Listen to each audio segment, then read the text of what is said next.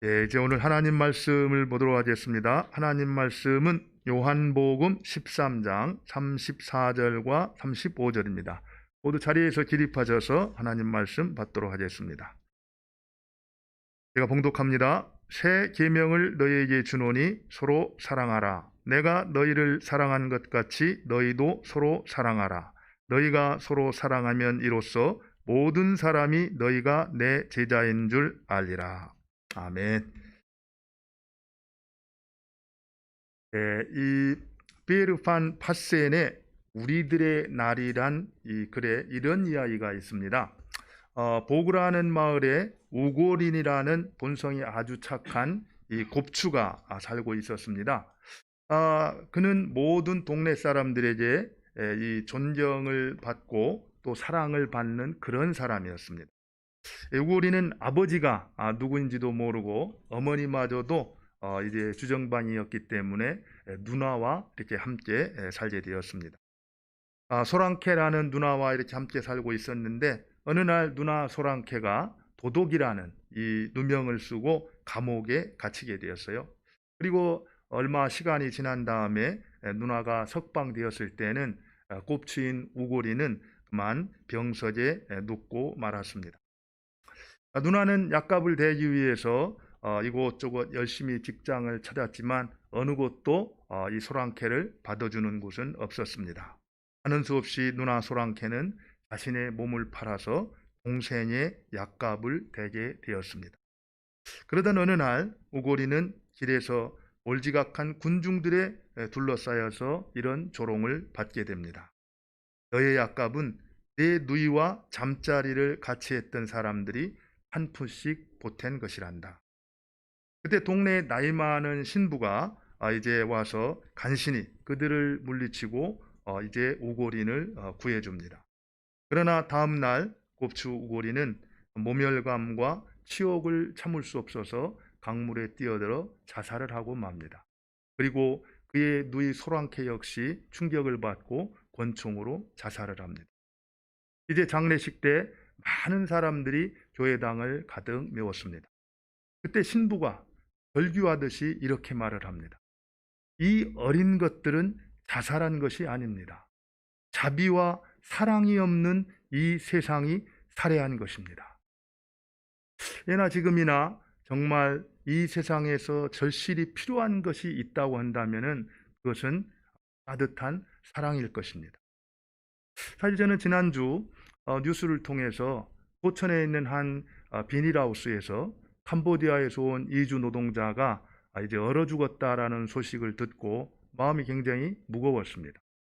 사실 같은 하늘 아래 우리가 그리스도인인데 하나님의 자녀라고 고백을 하고 있는데 그 땅 아래서 바로 쓸쓸하게 외롭게 얼어 죽는 사람이 있었다라는 것이 이것은 우리의 생무에서 피할 수 없는 그런 일이라고 생각이 듭니다.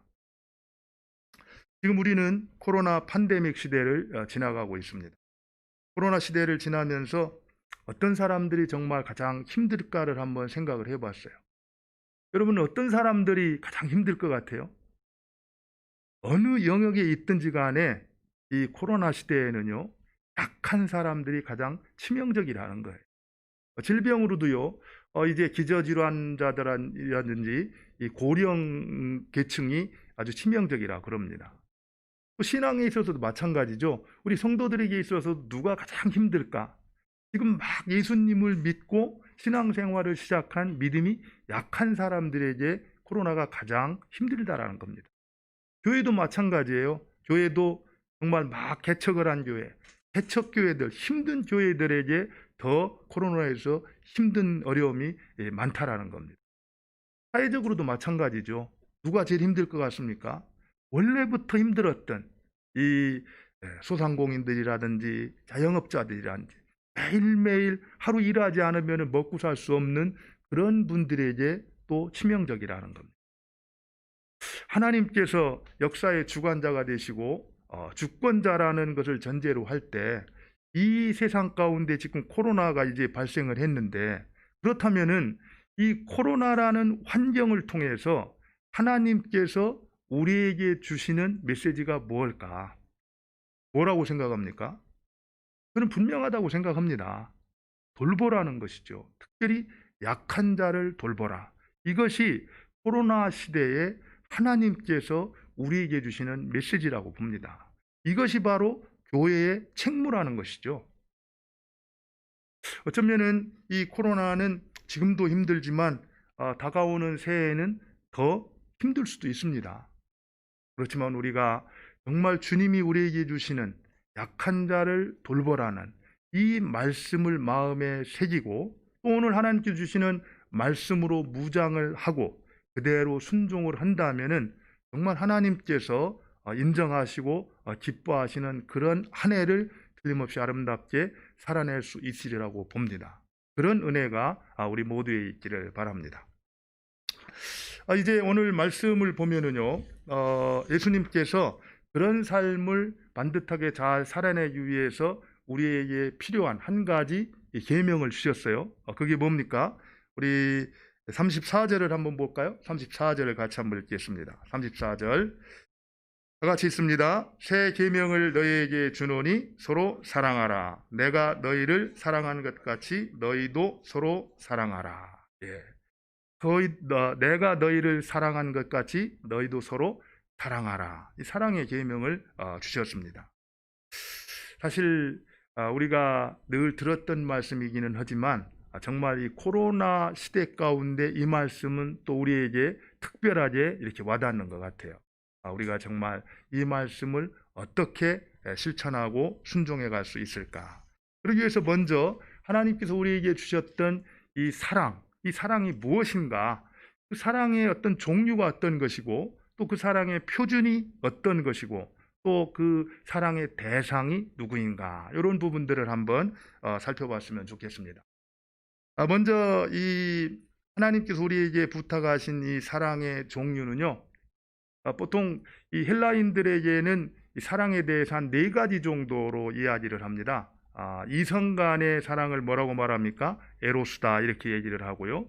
또 친구 간의 사랑을 필리오다 이렇게 얘기를 하고 또 가족, 친족 간의 사랑을 스톨게다 얘기를 하고 또 하나님의 사랑을 얘기할 때는 아가페 이렇게 얘기를 합니다. 근데 오늘 성경에 쓰여진 단어는 바로 아가페라는 단어입니다. 다시 말해서 하나님의 사랑을 이야기하고 있는 거죠. 예수님께서 우리에게 너희가 서로 사랑하라 이렇게 말씀할 때의 그 사랑은 어떤 사랑이냐면은 바로 아가페, 하나님의 사랑을 얘기하고 있다라는 거죠. 바로 그 하나님의 사랑, 그 사랑으로 사랑하라 이렇게 말하고 있는 겁니다. 근데 이제 아가페라는 이 하나님의 사랑을 정의를 내리기는 쉽지가 않습니다. 그래서 하나님의 사랑을 정의해 봐라 이렇게 말을 한다면은 우리가 할 수 있는 것은 하나님께서 우리를 사랑하셨던 그 사랑 이렇게 말하는 것이 아마 최선의 대답이 아닌가 생각을 할 수 있습니다. 그래서 우리가 하나님의 사랑으로 이웃을 내 몸과 같이 사랑하는 그 사랑, 그것을 예수님께서는 우리에게 명령하셨다 이렇게 볼 수가 있고요. 그렇다면 그 다음에 그 사랑의 표준은 무엇일까?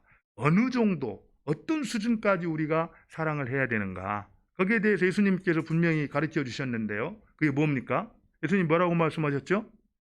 내가 너희를 사랑한 것 같이 이렇게 말하고 있습니다. 내가 너희를 사랑한 것 같이 바로 예수님처럼 사랑하라는 겁니다. 그런데 예수님께서 우리를 어떻게 사랑하셨습니까? 십자가의 사랑입니다. 죽기까지 우리를 위해서 모든 것을 내어주셨던 사랑. 이것이 바로 예수님의 사랑인데 이 사랑으로 우리를 사랑하라 이렇게 말씀하고 있다라는 거죠. 사실 그 사랑으로 사랑한다라는 것이 어떻습니까? 쉽지는 않겠죠. 처음부터 우리가 그 수준으로 예수님을 사랑하기는 또 우리 지체를 사랑하기는 쉽지는 않을 겁니다. 그렇지만 정말 하나님께서 너희가 서로 사랑하면 이로써 내 제자인 줄을 알리라 이렇게 말하는 것을 봤을 때 우리가 주님을 의지해서 믿음으로 시도하고 나아갈 때 틀림없이 그런 사랑으로 사랑할 수 있도록 우리를 붙들어 주신다라는 겁니다. 그렇기 때문에 우리가 정말 주님께서 명령하신 그 사랑으로 주님처럼 그렇게 사랑하고 싶습니다. 그런 은혜를 내게 주셔서 그렇게 사랑할 수 있도록 도와주십시오. 구하며 그렇게 순종하고 나아갈 때 하나님께서 틀림없이 예수님처럼 우리 지체를 사랑할 수 있는 은혜를 주시리라고 믿습니다. 그 다음에 이제 그 사랑의 대상을 한번 좀 이렇게 보게 되면은요, 누구를 사랑해야 될 것인가? 뭐라고 말했습니까? 내가 너희를 사랑한 것 같이 너희도 뭐라고요? 서로 사랑하라. 이렇게 말하고 있습니다. 서로 사랑하라. 그래서 여기서 대상은 서로의 사랑이에요.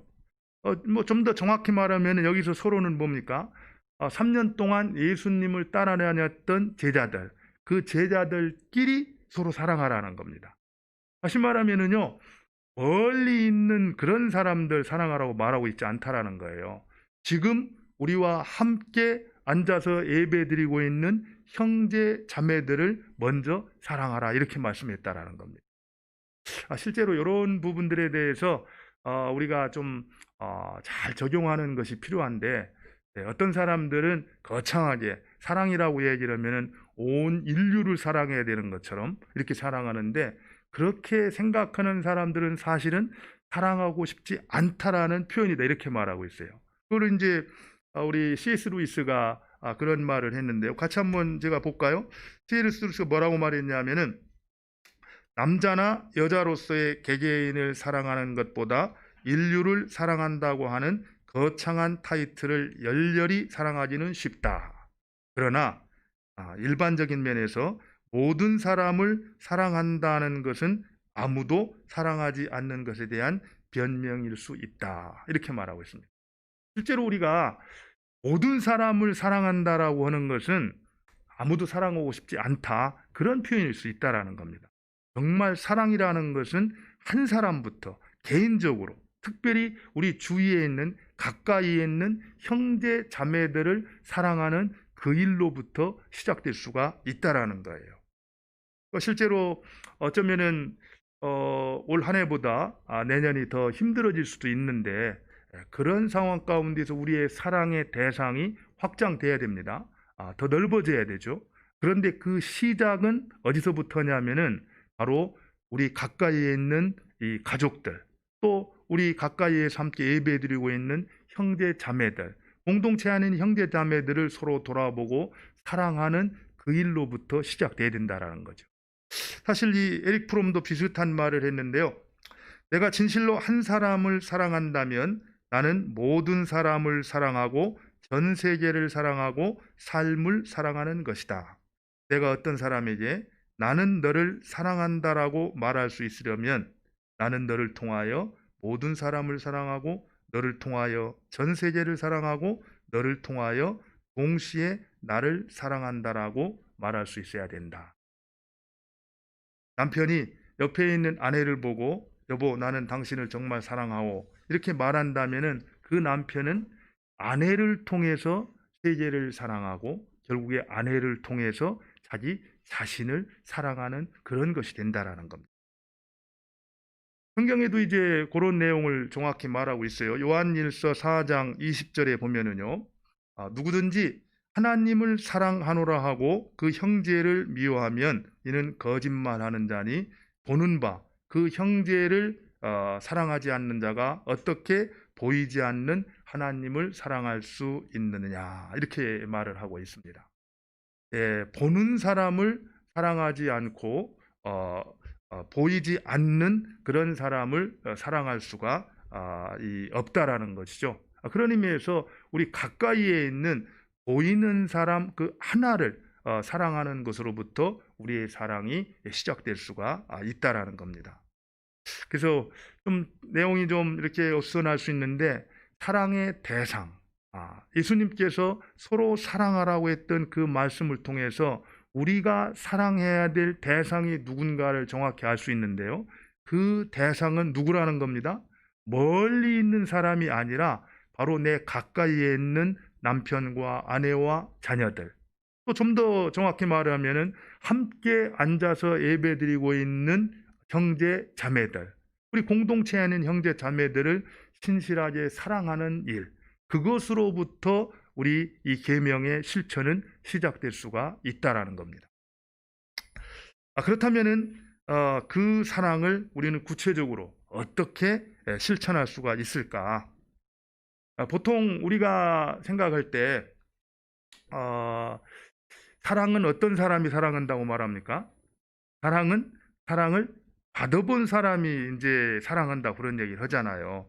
사실 본래 우리에게는 그 하나님의 사랑이 없습니다. 그 사랑을 받아야지 우리가 사랑을 나눠줄 수가 있습니다. 그러기 위해서 우리가 먼저 해야 될 일이 있다라고 한다면은 그 사랑의 원천이신 그 하나님께로부터 사랑을 공급받기 위해서 하나님과 바른 관계를 회복하는 일이 중요하다라는 겁니다. 하나님과 관계가 바로 회복되어서 그 하나님께로부터 계속해서 공급받는 사랑이 있을 때 그 사랑으로 우리가 이웃을 사랑할 수가 있다라는 거예요.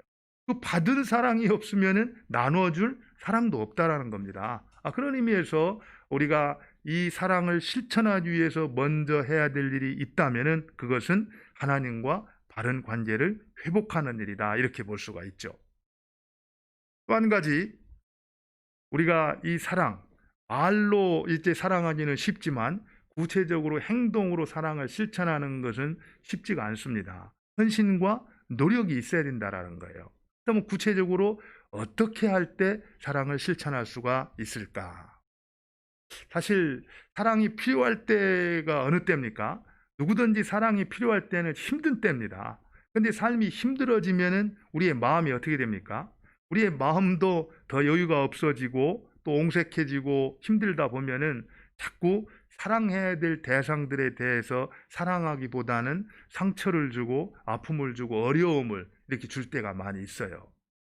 그래서 정말 마음으로는 사랑해야지 이렇게 마음을 먹지만 실제로 살아가는 모습을 보면은 사랑하기보다는 도리어 더 상처를 주고 어려움을 줄 때가 많다라는 겁니다. 왜 그렇습니까? 생활이 힘드니까 삶이 팍팍하니까 결국에 우리의 마음이 자꾸 긴장을 하게 되고 여유가 없어서 굳어졌기 때문에 그런 일들이 생긴다라는 거예요. 그런 이렇게 여유가 없고 긴장하고 있는 그 마음 가운데 여유를 안겨주고 그 긴장을 풀어줄 수 있는 게 무엇일까? 다른 게 없습니다. 따뜻한 위로와 격려가 되는 그 말 한마디가 결국에는 우리의 마음을 여유 있게 만들어주고 긴장을 풀어준다라는 거죠. 사실 이 부분에 대해서 헬리나우에는 굉장히 우리한테 참 의미 있는 그런 이제 표현을 하고 있는데 한번 읽어보도록 하죠. 헬리나우엔이 이런 상황에서 우리가 어떤 마음으로 이렇게 살아야 될 것인가 하는 것을 이제 가르쳐 주고 있는데요. 여러분들 한번 같이 좀 읽어볼까요? 좀 보일런지 모르겠어요. 한번 읽어보도록 하겠습니다. 위로라고 하는 것은 외로운 사람과 함께함을 의미한다. 그러므로 위로는 마음을 쓰며 돌보는 일 가운데 중요한 것이다. 위로는 고통을 가져가 버리는 것을 의미하지 않는다. 그것은 함께 있으면서 당신은 혼자가 아닙니다. 내가 당신과 함께 있습니다. 우리는 함께 고통을 당할 수 있습니다. 두려워하지 마세요라는 의미의 말 한마디를 하는 것이다. 참으로 우리 모두는 위로를 주고 받아야 할 연약한 존재들이다. 거기서 조금 이렇게 좀 마음에 와닿던 부분이 뭐냐면은 이 위로라는 것은 고통을 가져가 버리는 것이 아니라는 겁니다. 여전히 고통 가운데 있지만 내가 당신과 함께 한다라는 그것이 바로 위로라는 것이죠. 우리는 뭔가 위로한다라고 하면서 상대방에 있는 어려움과 고통을 다 해결해 주어야지만이 그것이 위로라고 생각할 수 있는데 그렇지 않다라는 겁니다. 여전히 고통 가운데 있고 여전히 힘든 가운데 있지만 그 가운데에서도 내가 당신과 함께하고 있습니다. 힘내십시오. 그리고 앞으로도 계속 함께 할 것입니다. 이런 것이 결국에는 그에게 힘과 위로가 될 수가 있다라는 겁니다. 사실 우리가 살아가면서 이런 일들은 굉장히 중요하죠. 저도 목회를 하면서 힘든 때가 없지 않아 있었습니다. 정말 힘들었을 때 제가 경험했던 참 위로가 있어요. 한 형제가 이제 찾아와서 그렇게 말하는 걸 들었습니다. 목사님 힘드시죠? 제가 기도하고 있습니다. 제가 그 얘기를 들었을 때 얼마나 큰 힘과 격려가 되는지 몰라요. 그것은 계속해서 힘들 때마다 저한테 울림이 되어서 저로 하여금 그 힘든 가운데서 일어설 수 있도록 격려를 해주었습니다. 우리가 힘들고 어려울 때 다른 것 무엇보다도 따뜻한 이 격려와 위로의 말 한마디, 이 말 한마디가 결국 여유 없는 우리의 마음을 여유 있게 만들어주고 긴장하고 있는 마음을 풀어줘서 사랑의 실천의 자리로 나아갈 수 있도록 격려한다라는 거죠. 또 한 가지 우리가 그 사랑을 어떻게 하면 실천할 수 있을까? 이제 서로를 용서해야 된다라는 겁니다. 누군가 용서를 공동체 생활의 접착제다 이런 말을 했어요. 타당한 말이라고 생각하는데요. 용서는 이 가정이라는 공동체가 깨지지 않도록 하나로 붙들어주는 접착제다 이렇게 말할 수 있습니다. 정말 용서가 있는 자녀들, 용서가 있는 부모, 용서가 있는 남편과 아내, 그 가정은 결코 깨지지 않는다라는 겁니다. 그러나 용서가 없이 메마른 가정에서 결국 자녀들은 뛰쳐나갈 수밖에 없고 남편은 남편대로 아내는 아내대로 흩어질 수밖에 없다라는 거죠. 그러나 용서는 공동체의 접착제다.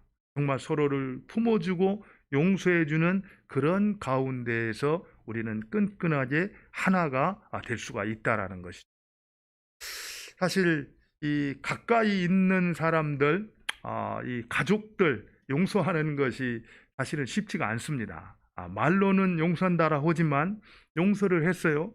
근데 금방 또 어떻게 합니까? 상처를 주잖아요. 어떻게 보면은요, 이 상처라는 것은 멀리 있는 사람한테 절대 받지 않습니다. 사실은 상처라는 것은 항상 가장 가까이 있는 사람들한테 받게 되어 있어요. 그것도 또 특별히 가족들 간에 받을 때가 많습니다. 그래서 마음으로 가족이니까 사랑해야 되지. 그렇게 하나님 앞에 용서를 하고 품지만 이내 또다시 같은 말로 반복해서 상처를 줄 때 그 상처가 계속해서 쌓여져 가는 걸 보게 됩니다. 특별히 힘들고 어려울 때 가정에서도 그렇고 직장에서도 그렇고 어디서 마찬가지지 않습니까? 우리가 힘들 때 그래서 마음이 아주 힘들었을 때 어떤 때는 격려의 말이 필요하고 위로의 말이 필요한데 정말 이게 가시돋친 어떤 말 한마디 그런 것들로 인해서 우리가 상처를 받기가 쉽잖아요. 그렇지만 알아야 됩니다. 그런 부분이라 할지라도 우리가 용서할 때 우리는 사랑을 실천할 수가 있다는 겁니다. 또 사실은요, 이 용서라는 것은 내가 용서를 할 때 내가 자유할 수 있다는 겁니다. 왜 그렇습니까? 용서하지 못하면은 나한테 상처를 주었다라고 생각하는 그 존재를 계속해서 데리고 다녀야 됩니다. 그것은 굉장히 무거운 짐이라는 거예요. 그런 의미에서 용서하고 그를 놓아줄 때 그때 우리가 결국에는 자유할 수가 있다는 겁니다. 그리고 그러한 마음이라야 결국에 하나님께서 사랑하라고 하신 그 계명을 우리가 지키고 실천할 수가 있다는 거죠. 그런 의미에서 우리가 하나님께서 우리에게 주신 계명을 실천하기 위해서는 용서를 해야 된다. 또 한 가지요. 용서를 하고 그렇게 사랑하려고 하지만 이 사랑이라는 것은 쉽지 않잖아요. 하다 보면은 참 포기하고 싶고 멈추고 싶을 때가 많아요. 그래서 우리에게 필요한 게 뭡니까? 그래서 우리에게는 인내가 필요한 거죠. 인내가. 오래 참는 게 필요합니다. 우리가 사랑장이라고 말하고 있는 고린도전서 13장에 보면은 가장 많이 등장하는 게 뭔지 압니까?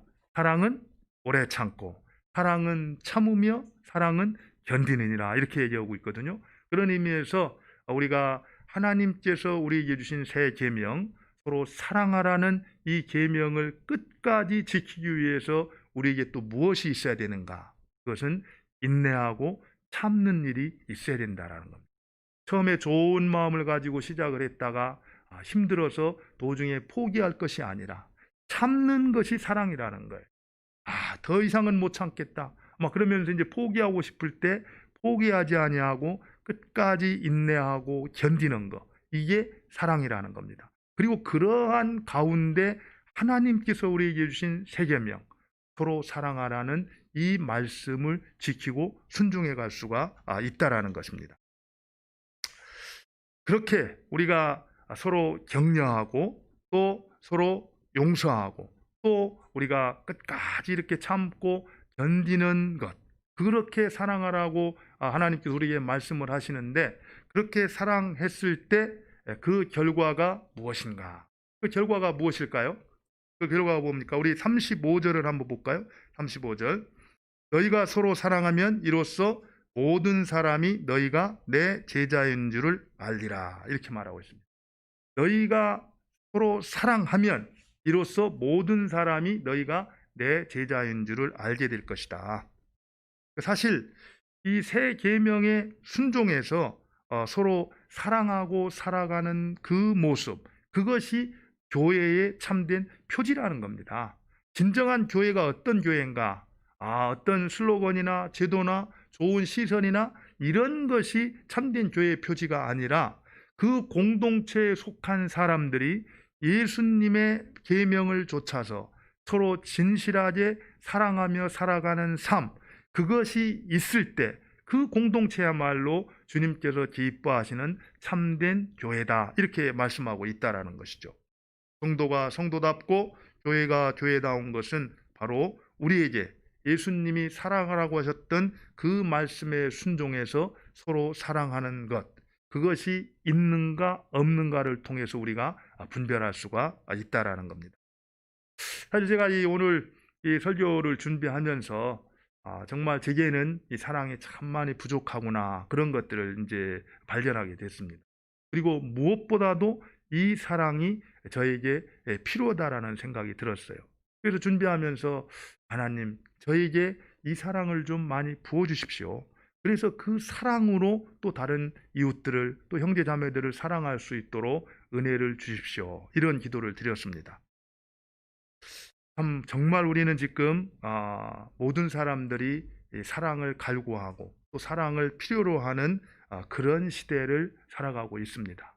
또 오늘 말씀을 통해서 우리 주님께서 그렇게 사랑하라고 말씀하고 계세요. 그리고 우리 내년 한 해 동안 저도에서 말씀드렸지만 정말 힘든 일들이 우리를 기다리고 있는지도 모릅니다. 특별히 어려운 사람들, 약한 사람들에게 치명적인 그러한 날이 이렇게 다가올지도 몰라요. 그런 가운데에서 우리가 주님께서 하신 그 말씀, 내가 너희를 사랑하는 것 같이 서로 사랑하라는 그 말씀을 우리가 신실하게 지켜나갈 때 우리도 살 수 있고, 또 우리를 통해서 우리의 이웃들, 약한 자들을 이제 돌볼 수가 있고, 그들이 회복의 자리로 나아갈 수가 있게 될 것입니다. 오늘 기도하는 가운데 그런 기도를 드렸으면 좋겠습니다. 하나님, 오늘 예수님께서 주신 그 세 계명, 그 말씀대로 살겠습니다. 그렇게 살 수 있도록 우리에게 힘을 주시고 은혜를 주십시오. 그리고 그 주님이 주시는 은혜로 말미암아 올 한 해도 잘 감당했지만 다가오는 새해도 그렇게 힘있게 감당하며 나가겠습니다. 그런 아름다운 결단과 헌신이 우리 모두에 있기를 바랍니다. 새 계명을 너희에게 주노니 서로 사랑하라. 내가 너희를 사랑한 것 같이 너희도 서로 사랑하라. 우리 같이 한번 기도하겠습니다. 우리가 서로 사랑하기 위해서는 사랑을 받아야 됩니다. 사랑을 받기 위해서는 하나님과 바른 관계를 맺어야 됩니다. 하나님과 바른 관계를 맺고 하나님께로부터 계속해서 사랑을 공급받을 때 사랑이 가능하다는 것이죠. 그 사랑을 우리에게 허락하여 주옵소서. 그리고 또 그 사랑이 있어도 실천을 하기 위해서는 따뜻한 위로와 격려가 필요합니다. 용서와 인내가 필요합니다. 그 위로와 격려를, 용서와 인내를 허락해 주셔서 우리로 하여금 주님께서 주신 새 계명, 서로 사랑하라는 그 계명을 지키며 살게 하여 주옵소서. 우리 말씀을 생각하면서 같이 합심해서 기도하도록 하겠습니다.